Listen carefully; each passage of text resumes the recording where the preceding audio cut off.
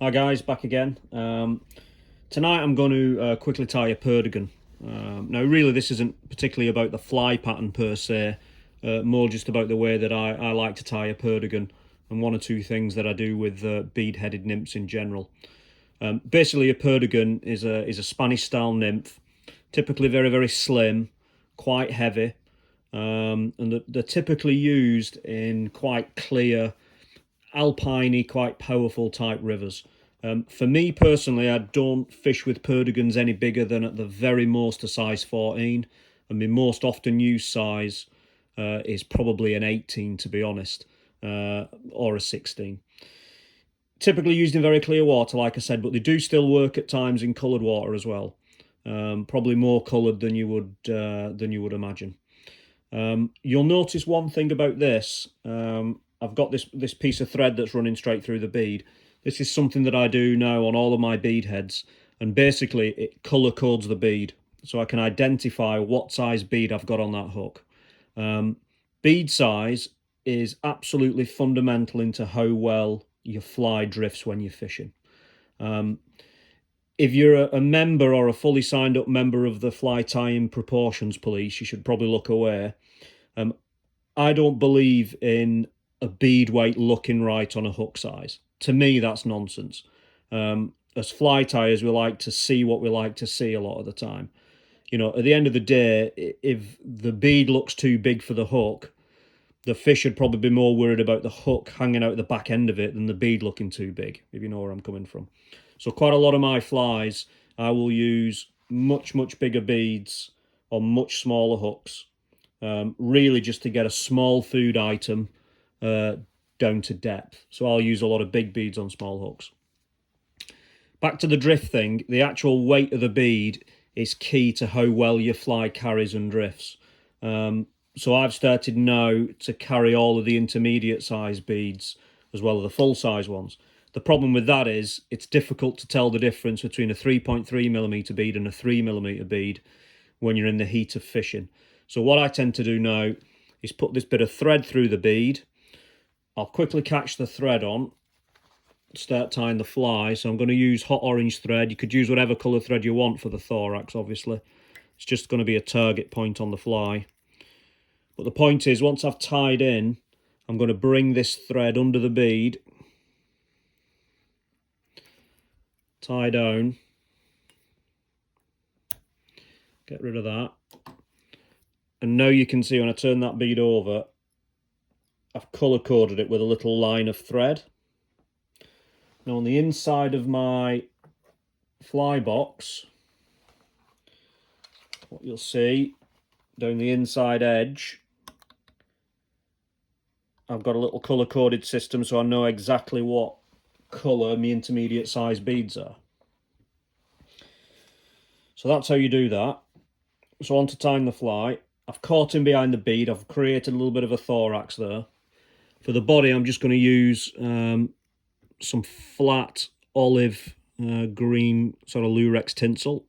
There's loads of different things on the market that you can use as specific Perdigon tinsels. You can use crystal flash.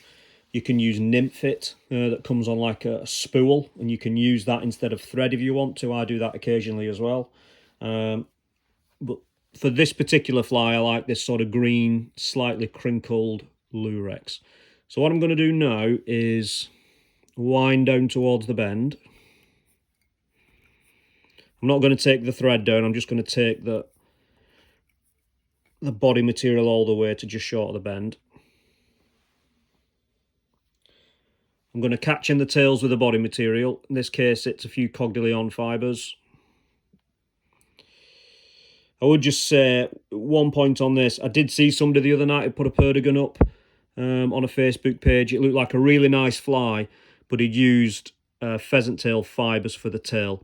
Not really a good idea, especially on a fly with a hard or a lacquered body like a Perdigon. The reason being, when you fish them, they just shear off in use. They don't last very long. So if you want tails, I would steer clear of using partridge fibres on this kind of fly. Just take that back up.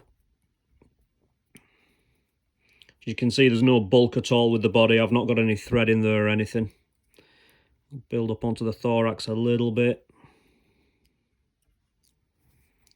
Then just going to catch that in. A couple of turns. And literally just going to whip finish that. I'll only knock a couple of turns in on this one because it's all going to be sealed in anyway.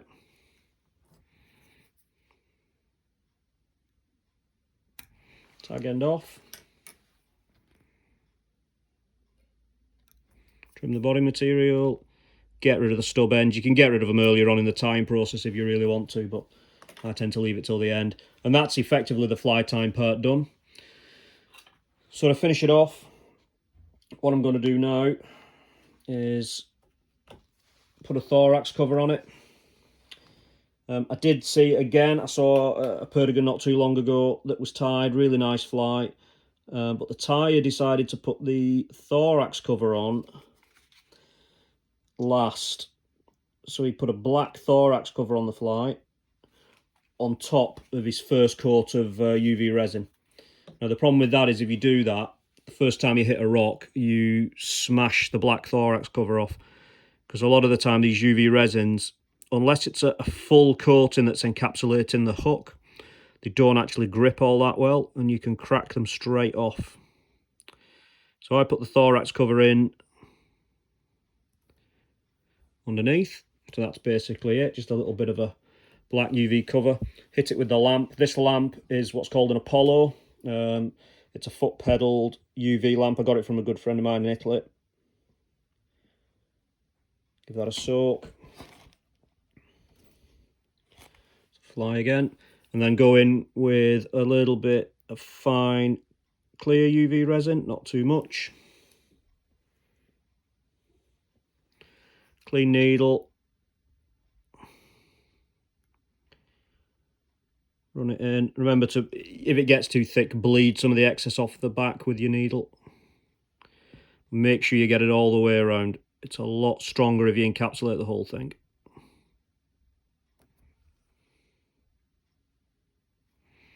There we go. Back under the lamp.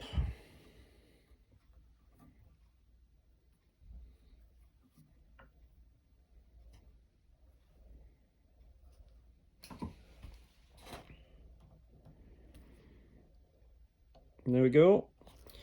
That's basically a colour-coded, it's a 3.3mm bead on a size 18 jig hook.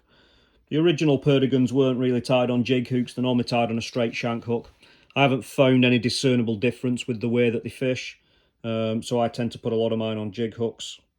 Colour-wise, you can vary the colours till your heart's content. I tend to stick with an olive-bodied one, a sort of peacocky one, which is sort of along the lines of the gasolina colour that the Spanish guys really like. And I also like an all-black body with a small red butt. Occasionally that's referred to as a Pablo's nymph. Cracking fly. The main point I would try and make is don't get too wound up about the proportions of your beads on hooks, provided you've got a lot of clearance for the gape. For me, big beads on small hooks have caught me so many fish, particularly in competitions and particularly when I've been following really, really good anglers who've done a lot of damage to a beat. Fishing small flies with big beads behind them has really been a key tactic for me over the years. Hope you enjoyed it. Good luck.